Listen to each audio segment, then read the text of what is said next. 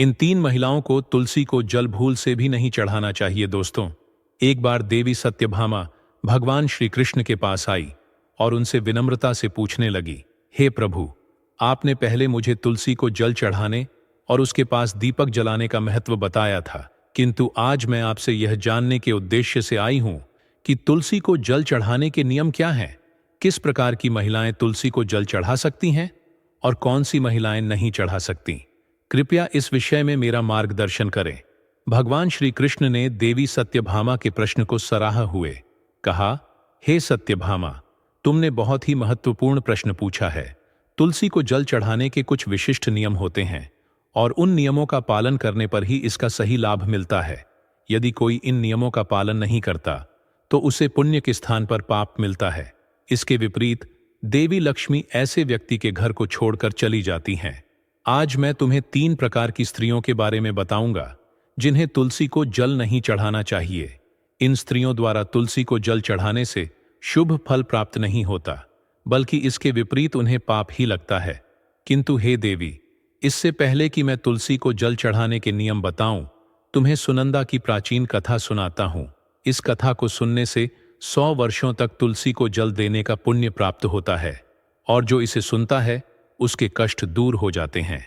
सत्यभामा ने यह सुनकर कहा, हे स्वामी, आपके मुख से इस कथा को सुनना सौभाग्य की बात है।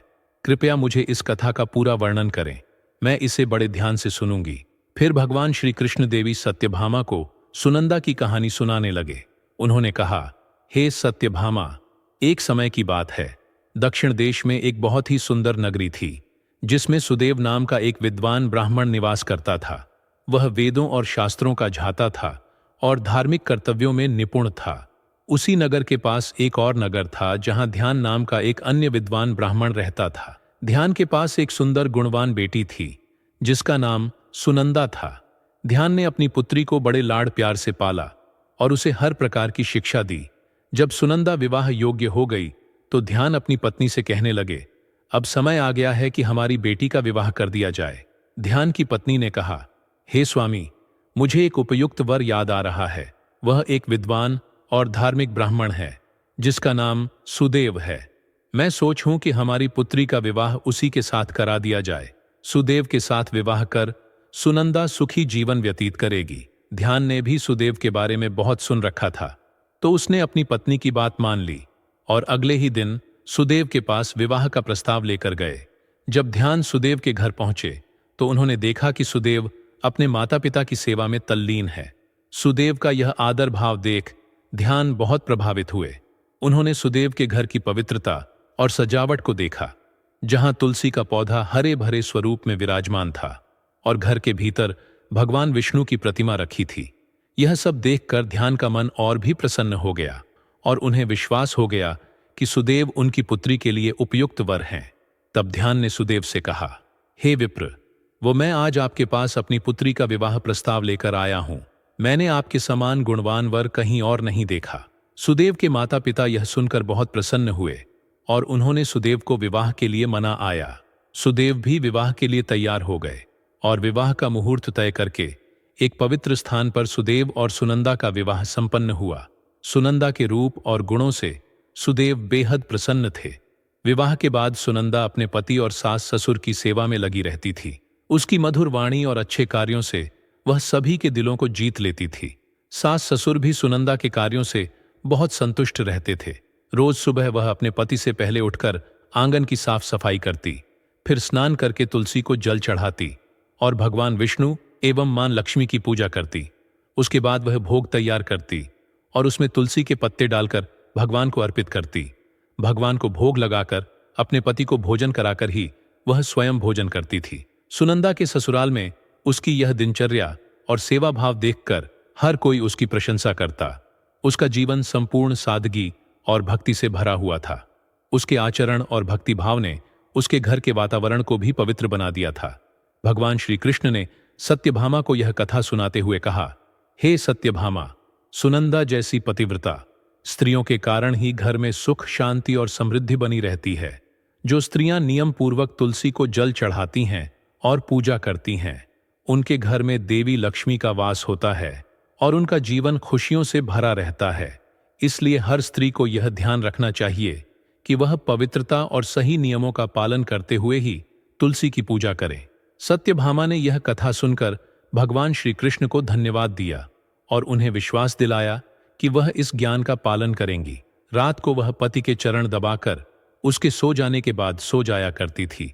सुनंदा के अंदर एक पतिव्रता नारी के सभी लक्षण थे और वह अपने पति को ही परमेश्वर मानकर उनकी सेवा करती थी। सुनंदा ने कभी अपने पति के अलावा अन्य पुरुष के विषय में विचार नहीं किया। वह सत्य, धर्म का पालन करने वाली और धर्म कार्य करने वाली पवित्र स्त्री थी। उसने कभी कोई अशुभ कार्य नहीं किया। सुनंदा के ऐसे सात्विक और सरल स्वभाव को देखकर मां लक्ष्मी उस पर मेहरबान थी। मां लक्ष्मी स्वयं चलकर उसके घर में आकर निवास करने लगी, जिससे सुनंदा के जीवन में सुख समृद्धि और भी अधिक बढ़ गई। भगवान श्री कृष्ण कहते हैं, हे देवी सत्यभामा देवी, लक्ष्मी उन्हीं स्त्रियों पर अपनी कृपा दृष्टि बनाए रखती है जो पतिव्रता होती है और जो सत्य धर्म का पालन करती है।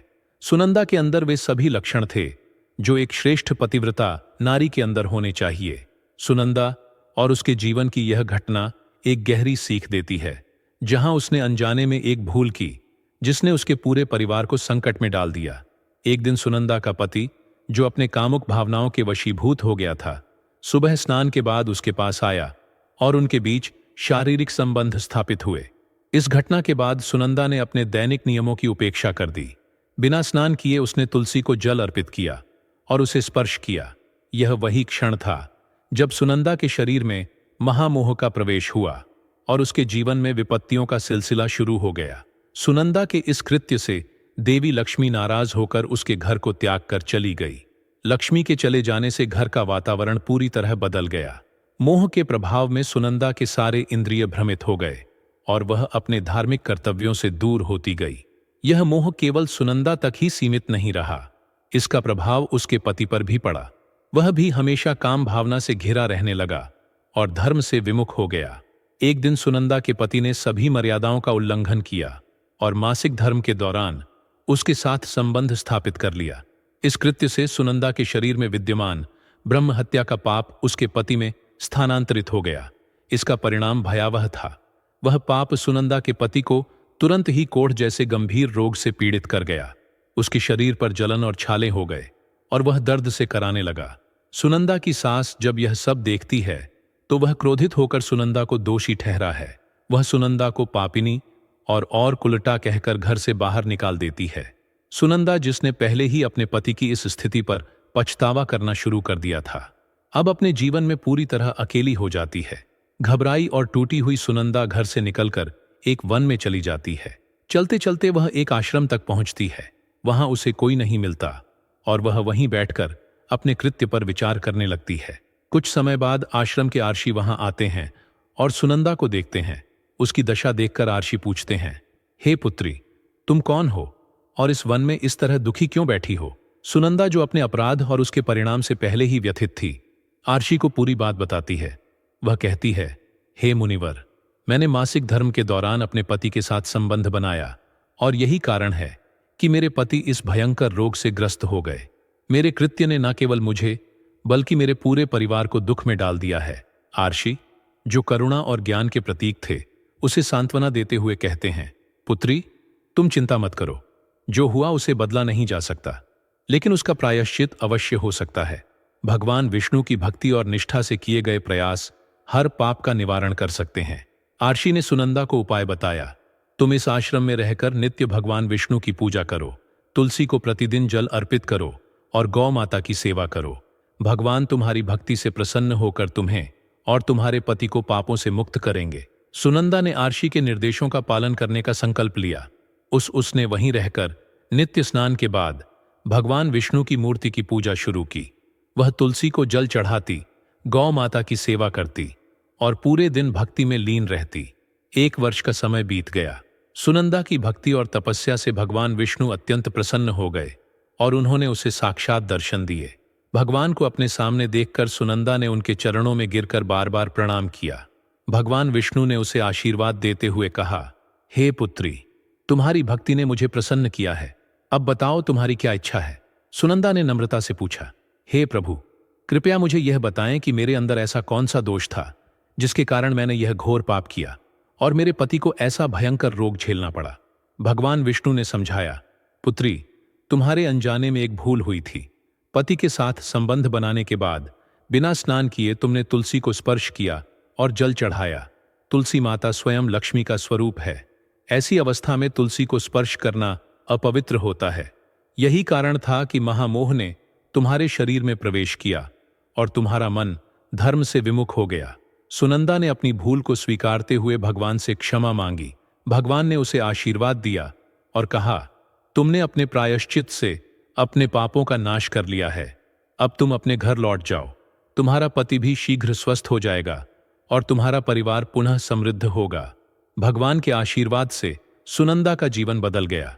वह अपने घर लौटी, जहां उसका पति कोर्ट से मुक्त हो गया।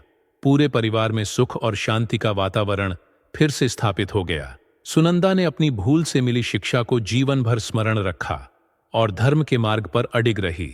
तुमने अपवित्र अवस्था में ही तुलसी को जल अर्पण किया था, जिस कारण से देवी लक्ष्मी तुम्हारे घर का त्याग करके चली गई और फिर महामोह ने तुम्हारे अंदर प्रवेश कर लिया।